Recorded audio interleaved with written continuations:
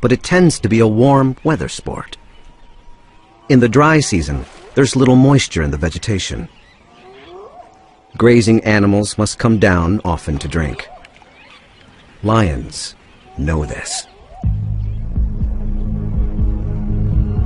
3 females enter the waterhole zone. 2 grown adults and 1 young one, a novice. They're part of a pack that split off from the mountain pride. A hungry splinter group having a go at hunting on their own. Related lionesses form the core of any pride. They are the expert hunters. The secrets of their trade are passed down to the female cubs. This morning, the other pride members are sleeping in. Their alarm clock will be the sound of a kill. If the triad is successful.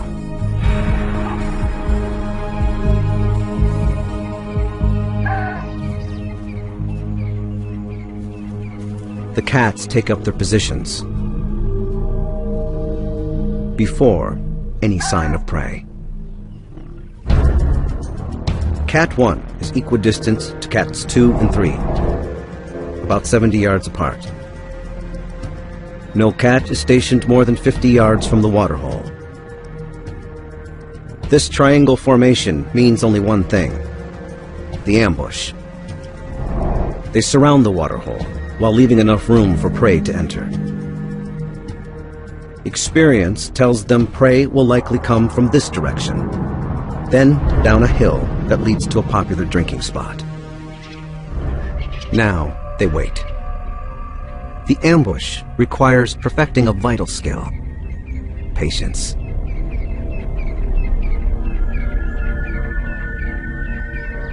Two hours go by. Nothing.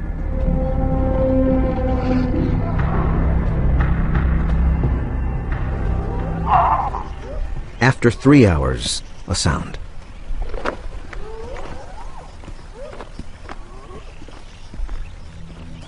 Thirsty zebra. From the direction the lions expected. They stop to assess the risk before going further. Zebra have learned that danger lurks in these parts, and they're prepared. They're fast, cautious, and travel in numbers. All excellent defenses against predators. But thirst makes them vulnerable. The distance closes between hunter and hunted. Lions are fast, but only in short bursts. If they don't get close enough, their prey will outrun them. Too close, and they'll give themselves away. The plan. Any cat can start the ambush. They'll wait for the defense to make their move. Once the zebra have gotten close enough, here in the red zone, a lioness will strike. Suppose cat number 1 leads the charge, but fails to take down the target. Cats 2 and 3 are in strategic positions to intercept the fleeing prey.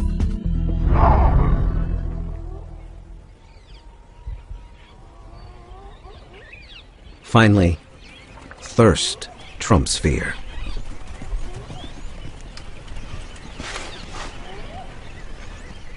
It's all going according to plan. Until some spectators show up. Swainson's spurfowl will screech when they sense a threat. The zebra will then be alerted to the hunter's plot. This cat must stay cool, or the ambush goes up in smoke.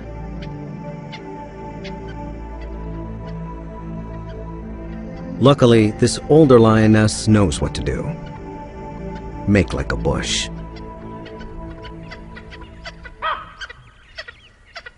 she pulls it off. And the hunt is still on.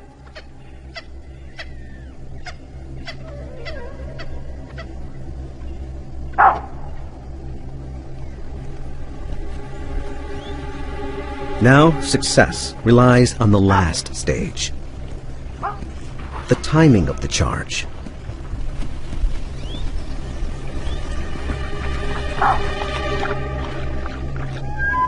How do you know when it's right? No one can say for sure. It takes that unknown, unquantifiable factor. Experience.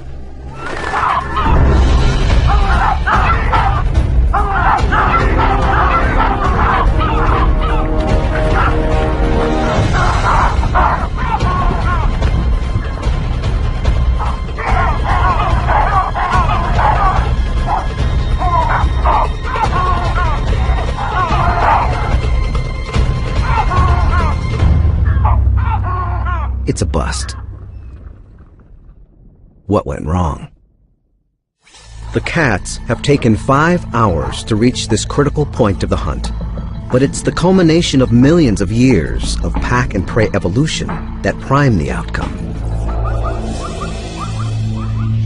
In this round of the age-old game, the defense scored. Perhaps we should ask, what went right for them? Many prey species have evolved to live in herds. There's lots of benefits. Safety in numbers, for one. And more scouts to look out for danger. Perhaps they saw or heard the lions before the charge. But looking back, we see the triad flawlessly getting into position. Quiet, stealthy walking. And artful camouflage. Perhaps the zebra picked up an alarm call from another species. Not the spur fowl. Here, the lioness's passive concealment preempted detection. But she couldn't do anything about another spectator. Like birds, baboons send out alarm signals when predators are in the vicinity. But the zebra didn't seem to react to their distant call. What is clear, if you look closely, is a problem with the charge. It seems the timing was off. The culprit? The rookie. As with many youngsters, she lacked patience. The ambush might have worked if the lioness waited for the zebra to move into the ideal position for the net to close. The retreating herd would have been cut off by the waterhole and blocked by the other hunters. But the inexperienced cat jumped the gun and scared the zebra back up the hill and away. The downside of hunting in a pack? You're only as good as your weakest link.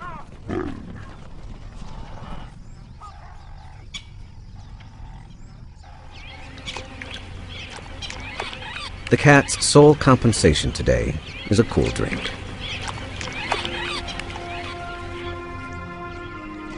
But this wasn't a waste of precious lion time. It's excellent training for the youngster, and therefore the entire pride. There's nothing like learning from losing. Even with the inevitable defeats, lions seem to understand that the benefits of pack hunting outweigh the drawbacks. On average, the group hunt has a 1 in 3 chance of capturing and killing prey, compared to the lone hunts, 1 in 5. Still, there are advantages to going it alone. A single cat can more easily stalk unnoticed. This lioness is a very experienced hunter. Surprise is her special weapon. She's good at sneaking up close to her prey, an important tactic not as easily achieved in a group.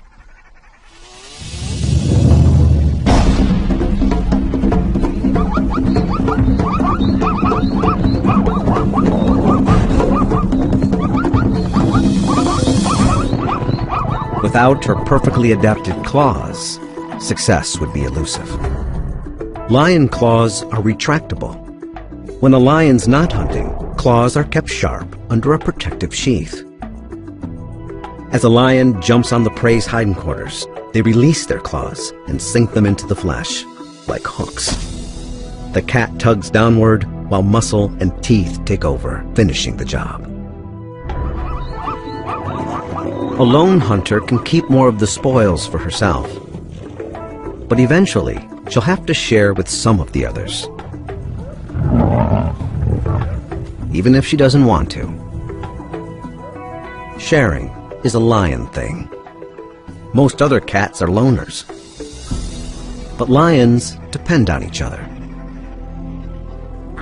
to raise their young, to defend their territory, and especially to hunt.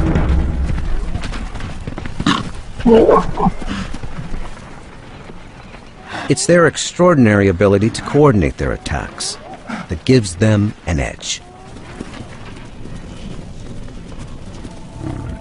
The mountain pride is skilled at the group hunt, but they're struggling. They can't seem to kill enough prey to quell their hunger. Something is getting in their way.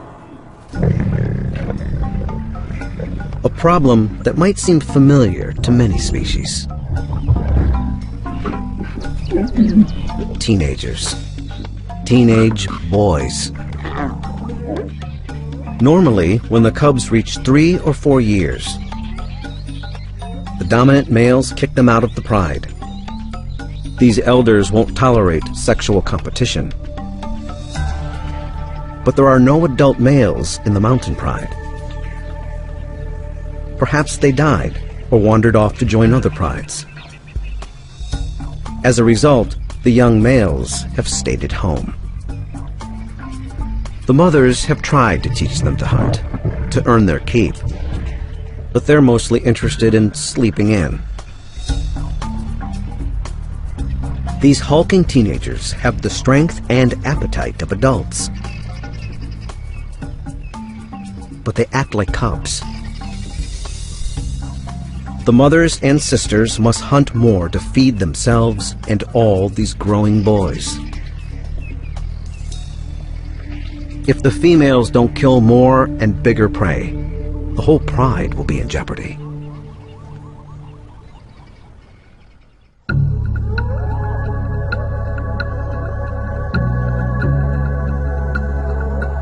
As night sets in, the females pick up a mouth-watering scent. Impala.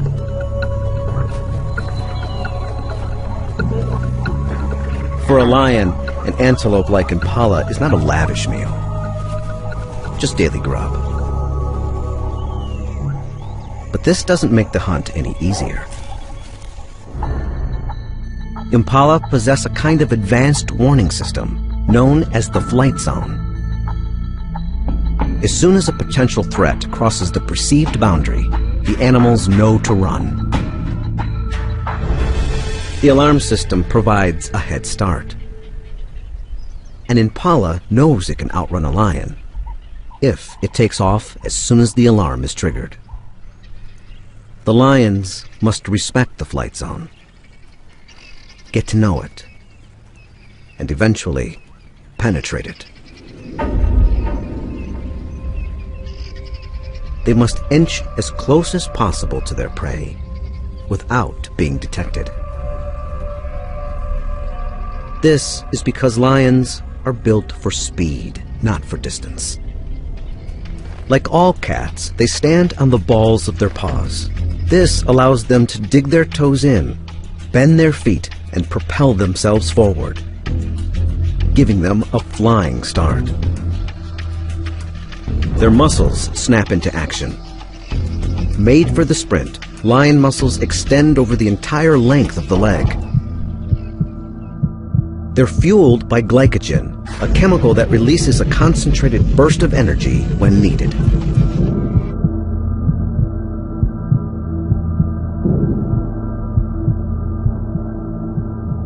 But it's short-lived.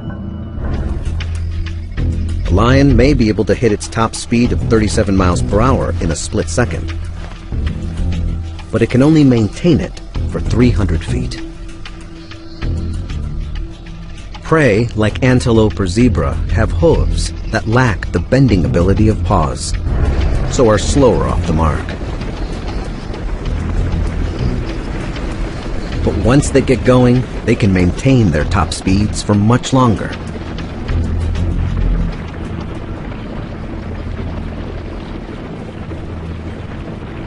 Some antelope can reach 50 miles per hour,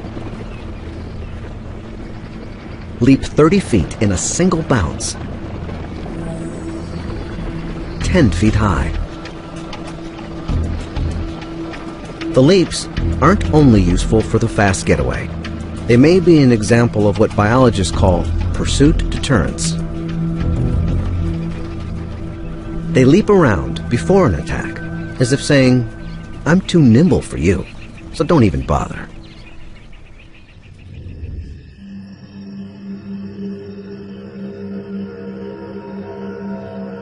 The hunters quietly slip toward the prey. Tonight, the wind comes from the east, disguising the lion's sound and scent.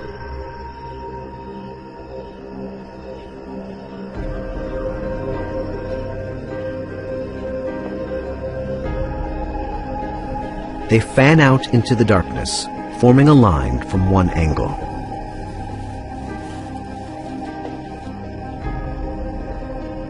They're foregoing the ambush option. Lying in wait is useless, since their prey is already in place. Instead, the cats decide to go for another strategy.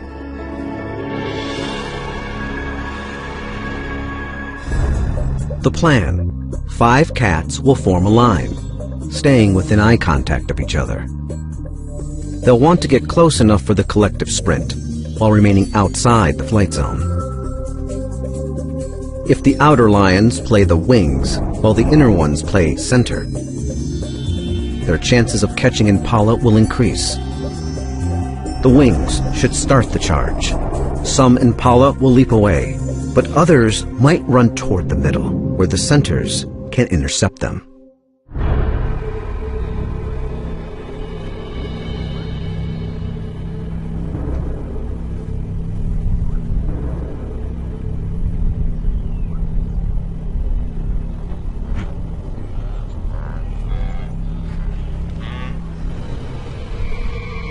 The impala sense something.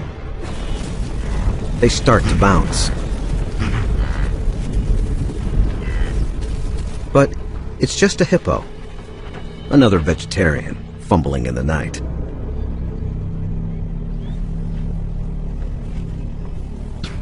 Again, a noise. Just another herbivore.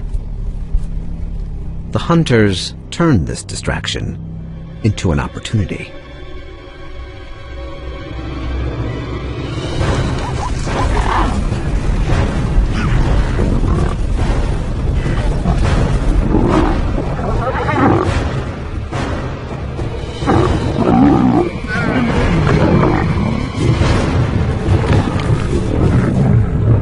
This time, it works. A stranglehold suffocates the prey. A number of important factors made this hunt a success. First, the lions accomplished the task of getting close enough to the flight zone border without incident. Second, the lions did take up their positions as wings and centers, but with a slight variation. They launched the blitz in unison, creating massive confusion, capturing an unlucky impala in the fray. Third, take a look at the defense. Their leaps were on display. For this guy, hardly a threat. The false alarms of the herbivores might have turned the impala complacent, discharging their leaps before they were useful. a lucky break for the lions. Why didn't the impala detect the real threat in advance? The lions moved into the wind, concealing their sound and smell, allowing them to close in on their prey before the attack. All these variables created the perfect storm of events, empowering the lions to make a killing. As in any battle, the outcome is determined by strategy, skill, and a little luck. Tonight, the female hunters are rewarded for pulling off their plan. But the victors will not be left in peace. Now that the moms have done all the hard work, the 8 young males show up, proving they too have a worthy skill: stealing. They leave nothing for the lionesses.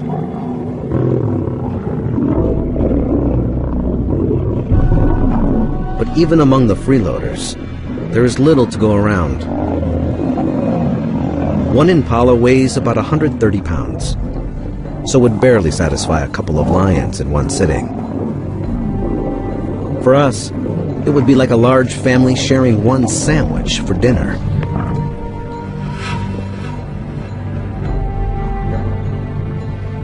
Desperate for a meal to feed the whole pride, they'll have to take extreme measures. Next time, the hunters will attempt to take down the ultimate prize, the tallest animal in the world.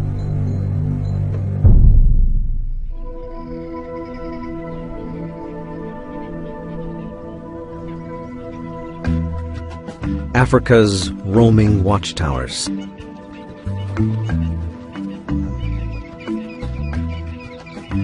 Elegant, graceful.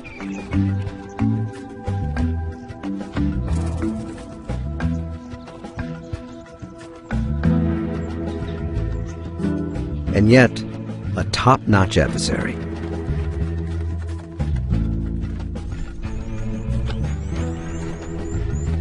A creature that lions usually avoid because of their formidable defenses. The largest eyes of any land animal, it can match a lion's sight, at least in the daytime.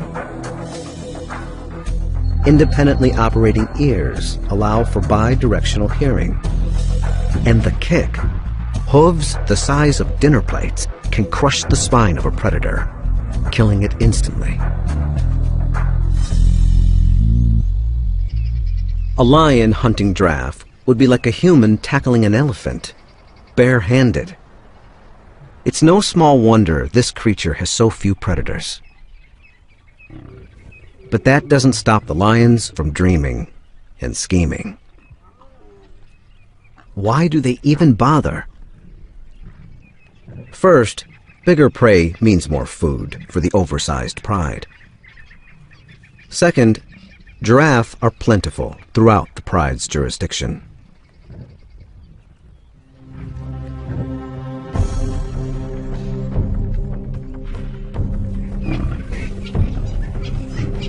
The lions see them everywhere. But watching giraffe is very different from hunting giraffe. The success of such a kill usually depends on the heavyweights pitching in. Remember, the only males in the mountain pride are the layabout teenagers. Perhaps the females are on a fool's errand. Most lions would attempt to pick on someone closer to their own size.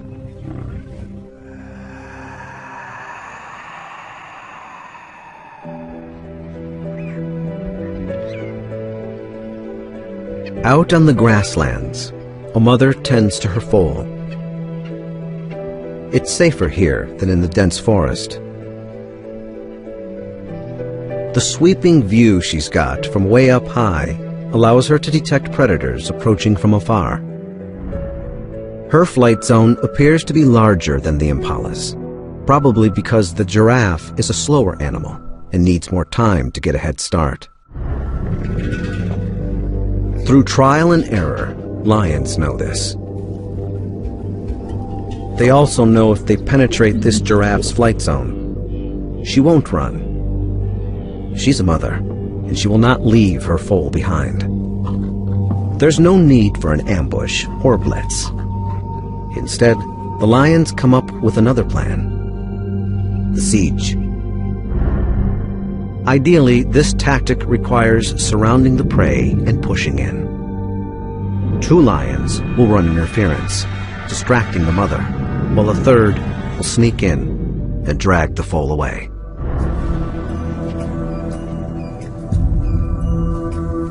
The lions creep close, encircling their target, blending in. The foal gets tangled in the grass and lags behind his mother. The hunters seize the moment.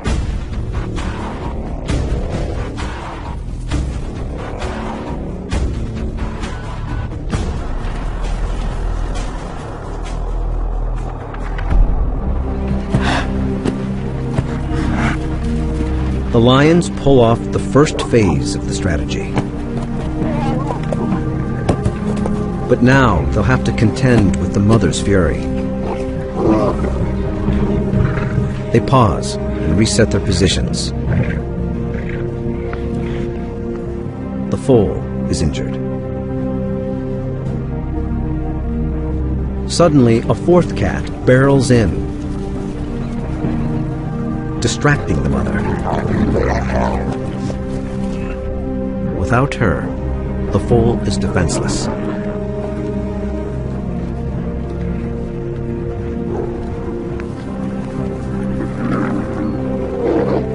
But the mother returns with a vengeance. Suddenly, the tables are turned.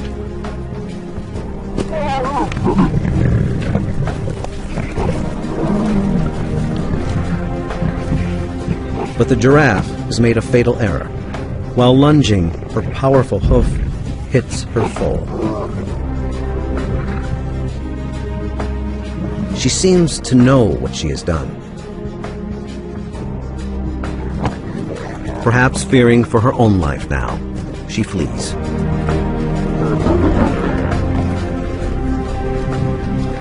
It's over.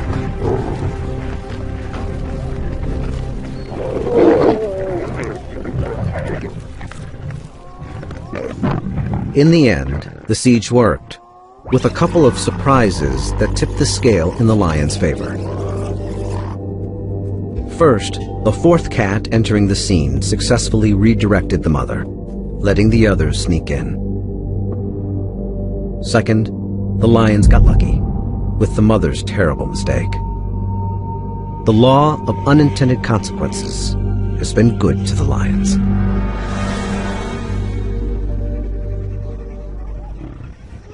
But a large lion family needs much more protein than the foal can provide. The mountain pride is hungry. They have no choice but to risk a more dangerous mission: a full-grown giraffe.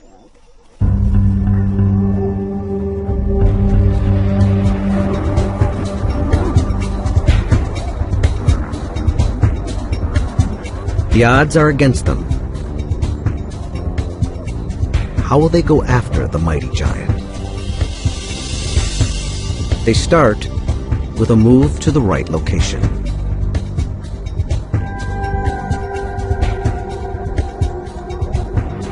To the edge of the mountains, rocky terrain.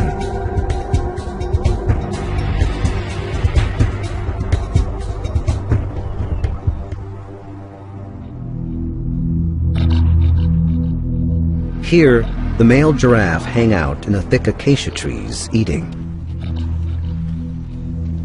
Here, they're more vulnerable to attacks.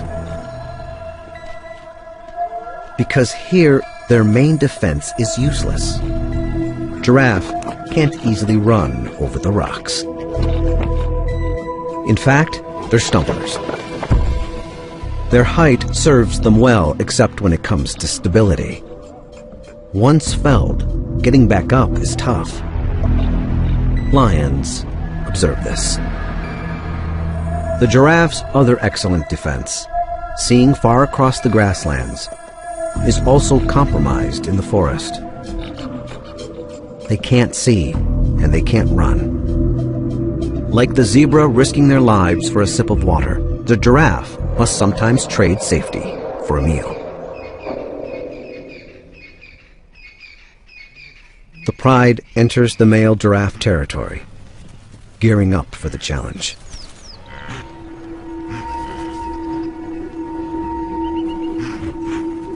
But a curious sight stops them in their tracks.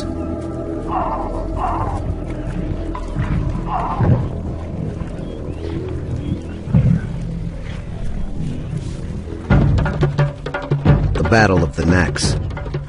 Two males duke it out to establish dominance. As they age, the bones on their skulls grow and toughen.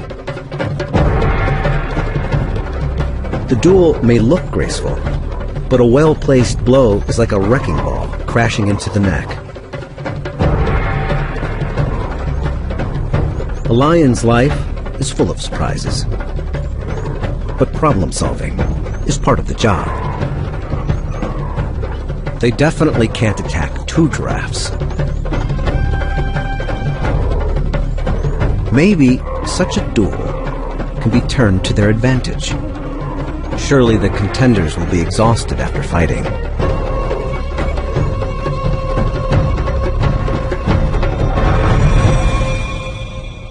By day's end, the winner is declared. He can take a break. But a giraffe that loses a match is in jeopardy of losing even more. The lions trail their quarry behind the shield of darkness.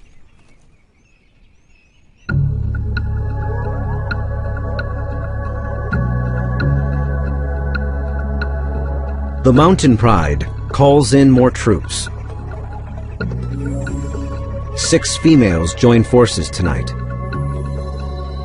Their chances are slim, but they use the night to their advantage.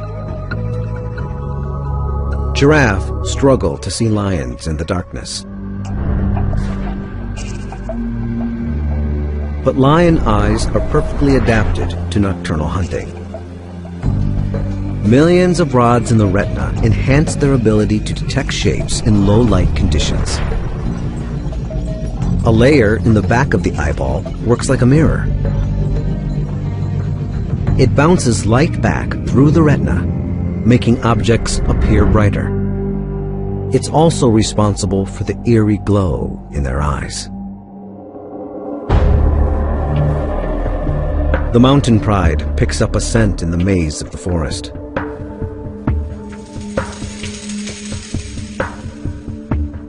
It leads them to this silent giant. He's taken by surprise. There's nowhere for him to run. All the lions have to worry about is the kick.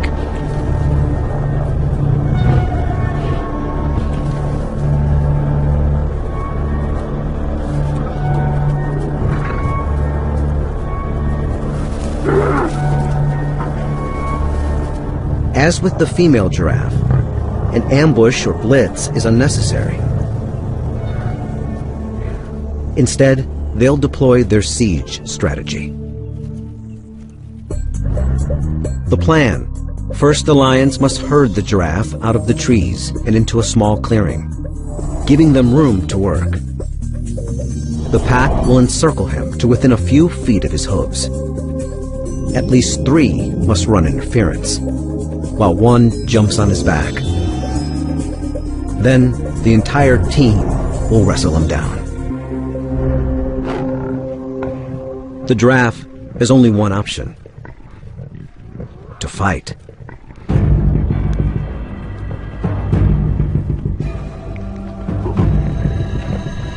The lions attempt to flush him out of the trees.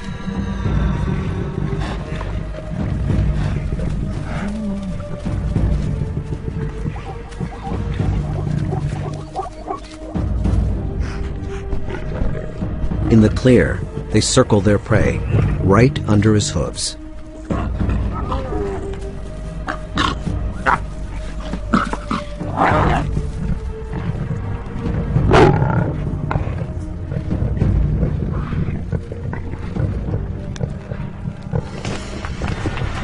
The giraffe's back kick is the most lethal. Like a fast-swinging sledgehammer.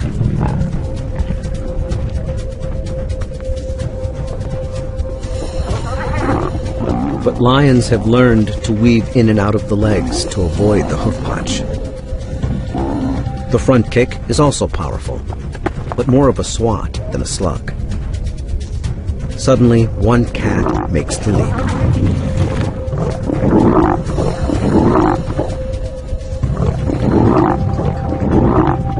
But another takes a back kick in the face.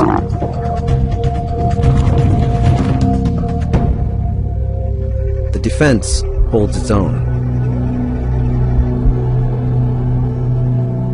The cats are weary.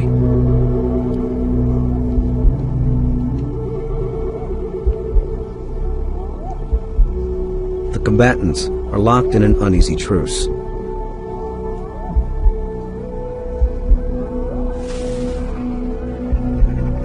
A decision to call it quits is looming. Until a surprise.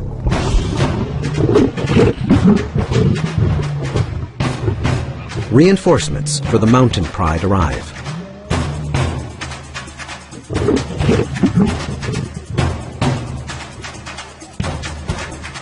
It's the young males, the ones who hardly ever worked for their food. The lionesses are relieved. The extra troops break the deadlock. In the darkness, the battle ends.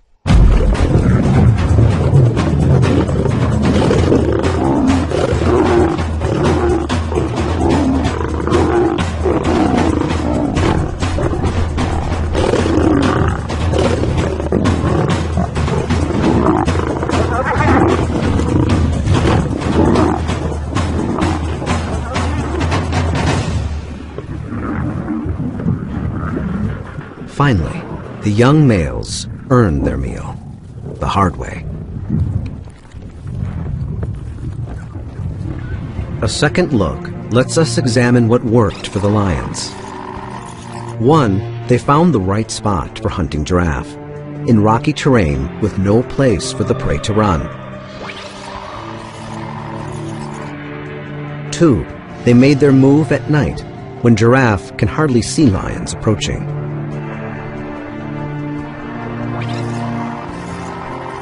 3, after herding the giraffe into a small clearing, they closed in almost directly under him, avoiding his kick, at least for a while.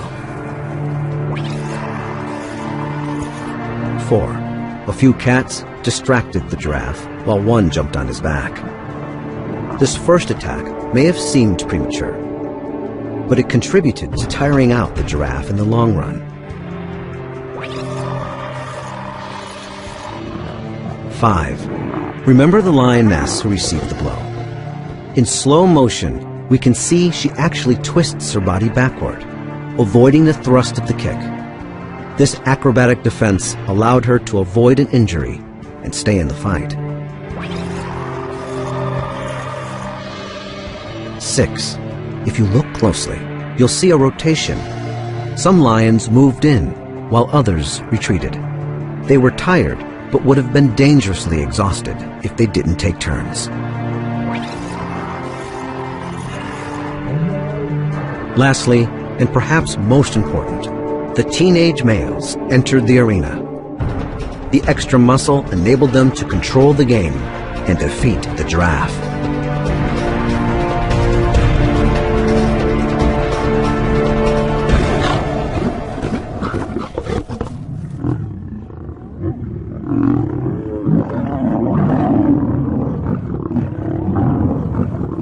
At last, there is enough food to satisfy the entire mountain pride.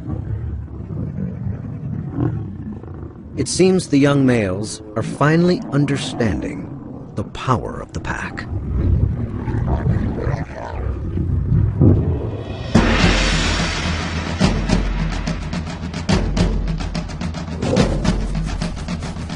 This death, this meal, did not happen merely by chance. There are a myriad of tiny variables reacting off one another that determines the outcome of the battle. The mastery of perfect timing, the fine-tuning of sensory skills, the fervent dance of defense. But it is this power of cooperation that has worked to the lion's advantage. The mountain pride has learned to take down the tallest animal in the world by pooling their expertise into team tactics. A smart move in the ever-changing duel of life and death. Played out on the battlefield of the wild.